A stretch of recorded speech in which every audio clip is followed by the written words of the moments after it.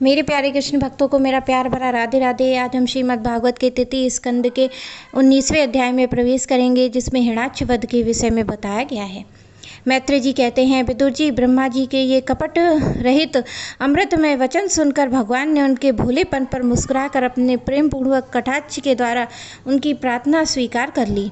फिर उन्होंने झपट कर अपने सामने निर्भय विचरते हुए शत्रु की ठुड्डी पर गदा मारी, किंतु हिरण्याक्ष की गदा से टकराकर वह गदा भगवान के हाथ से छूट गई और चक्कर काटती हुई जमीन पर गिरकर सुशोभित हुई।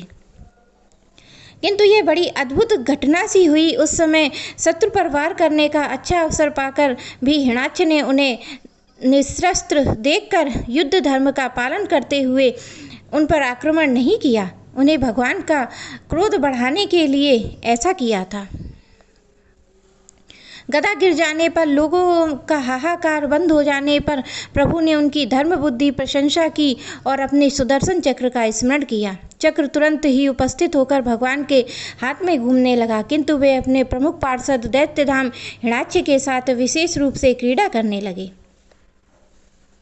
उस समय उनके प्रभाव को न जानने वाले देवताओं ने ये विचित्र वचन सुनाई देने लगे, प्रभु आपकी जय हो, इससे और न खिलाइए, शीघ्र ही मार डालिए। जब हिरण्याक्ष ने देखा कि कमल दल लोचन श्री हरि उसके चक्र सामने लिए खड़े हैं, तब उसकी सारी इंद्रियां क्रोध से तिलमिला उठी और वह लंबी लंबी सांस लेता हुआ अपने दांतों को होठों से चबाने लगा।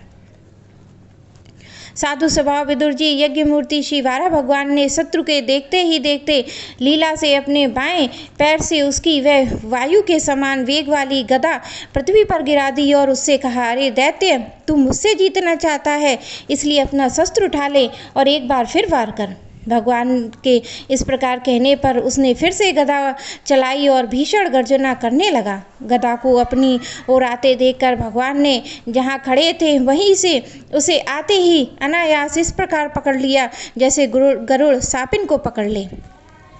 अपने उद्यम को इस प्रकार व्यर्थ हुआ देख महादैत्य का घमंड ठंडा पड़ गया और उसका तेज नष्ट हो गया। अब की बार भगवान के देने पर उसने उस गदा को लेना ना चाहा, किंतु जिस प्रकार कोई ब्राह्मण के ऊपर निष्फल अभिचार करके मूठ आदि चलाए, वैसे ही उसने श्री यज्ञ पुरुष पर प्रहार करने के लिए एक प्रज्वलित अग्नि के समान लपलपाता हुआ त्रिशूल लिया। महाबली हिरण्याक्ष का अत्यंत वेग से छोड़ा हुआ वह तेजस्वी त्रिशूल आकाश में बड़ी तेजी से चमकने लगा। तब भगवान ने उसे अपनी तीखी धार वाले चक्र से इस प्रकार काट डाला जैसे इंद्र गरुड़ जी के छोड़े हुए तेजस्वी पंख को काट डालता है। भगवान के चक्र के अपने त्रिशूल के बहुत से टुकड़े हुए देखकर उसे बड़ा क्रोध हुआ और उनके पास आकर उसने विशाल वृक्ष स्थल पर, जिस पर श्री वत्स का चिन्ह सुशोभित है, कसकर घूसा मारा। फिर बड़े जोर से गरजकर अंतर्ध्यान हो गया।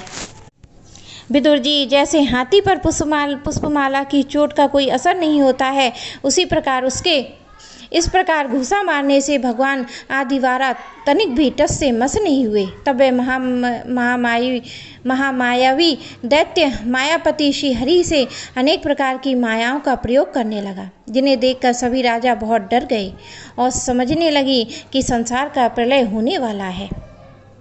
उस समय बिजली की चमचमाहट और कड़क के साथ बादलों के घिर आने से आकाश में सूर्य चंद्र आदि छिप गए और तथा उन्हें निरंतर पीप, केश, रुधिर, विष्ठा, मूर्त और हड्डियों की वर्षा होने लगी।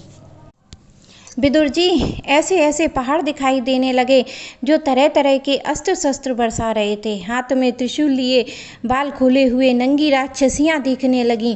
बहुत से पैदल घुड़सवार रथी हाथियों पर चढ़े सैनिकों के साथ आतताई यक्ष राक्षसों का मारो मारो, काटो काटो, ऐसा अत्यंत क्रूर हिंसामय कोलाहल सुनाई देने लगा। इस प्रकार प्रकट हुई उस आसुरी माया जाल का नाश करने के लिए यज्ञ मूर्ति भगवान वारा ने अपना प्रिय सुदर्शन चक्र छोड़ा।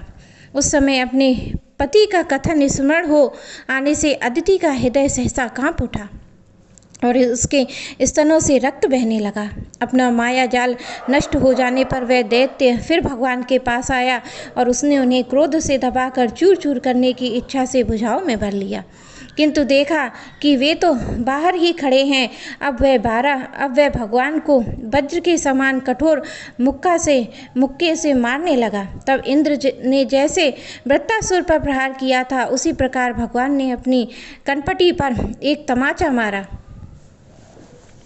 विश्व विजयी भगवान ने यद्यपि बड़ी उपेक्षा से तमाचा मारा था, तो भी उसकी चोट से हिरणाक्ष का शरीर घूमने लगा और उसके नेत्र बाहर निकल आए। हाथ, पैर और बाल छिन्न भिन्न हो गए। वह निष्प्राण होकर आंधी से उखड़े हुए विशाल वृक्ष के समान पृथ्वी पर गिर पड़ा। हिरणाक्ष का तेज अब मलिन नहीं हुआ था। उस कराल डाढ़ वाले दैत्य को दांतों से होंठ चबाते पृथ्वी पर पड़ा देख वहां युद्ध देखने के लिए आए हुए ब्रह्मा आदि देवता उसकी प्रशंसा करने लगे कि अहो, ऐसी अलभ्य मृत्यु किसको मिल सकती है। अपनी मिथ्या उपाधि से छूटने के लिए जिसका योगी जन समाधियों के द्वारा एकांत में ध्यान करते हैं, उनके चरण प्रहार से उसका मुख देखते ही देखते इस दैत्य राज्य ने अपना शरीर त्याग दिया। ये हिरणाक्ष और हिरण्यकश्यपु भगवान के ही पार्षद हैं। इन्हें शापवश ये अधोगति प्राप्त हुई है। अब कुछ जन्मों से ये फिर अपने स्थान पर पहुंच जाएंगे। देवता लोग कहने लगे, प्रभु आपको बारंबार नमस्कार है। आप संपूर्ण यज्ञों का विस्तार करने वाले हैं तथा संसार की स्थिति के लिए शुद्ध सत्यमय मंगल विग्रह प्रकट करते हैं। बड़े आनंद की बात है कि संसार को कष्ट देने वाला यह दुष्ट दैत्य मारा गया। अब आपके चरणों की भक्ति के प्रभाव से हमें शांति सुख मिल गया।